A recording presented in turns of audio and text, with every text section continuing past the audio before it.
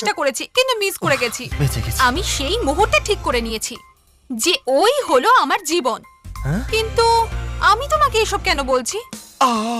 যখন বলেই দিলেন ওটা কোনো ব্যাপার নয়। আচ্ছা ম্যাডাম, আপনি ওর নাম জানেন না, না ঠিকানা জানেন, ওকে আপনি খুঁজবেন কি করে বলুন তো?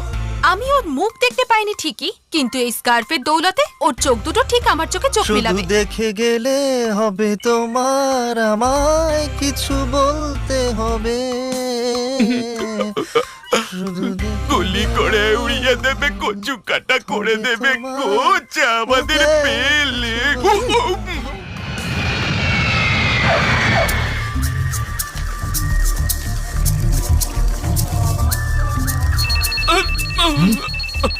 ভেতরে কি আছে? সবার কাছেই থাকে, সেটা আমার কাছেও তার আছে। মানে কি বলছিস? স্যার, এই তাবিজটা আমাকে আমার দিদা দিয়েছে যেন কোনো ভূত প্রেত না ধরতে পারে আমায়। স্যার, হ্যাঁ? এটা আমাকে একদম খুলতে বলবেন না, আর যদি খুলতে বলেন তাহলে আমাদের পরম্পরার অপমান করা হবে। আমার ঠাকুরদার কাছে যা, এর যা, থেকে বেরো বড় এখান তাবিজ থেকে। আছে।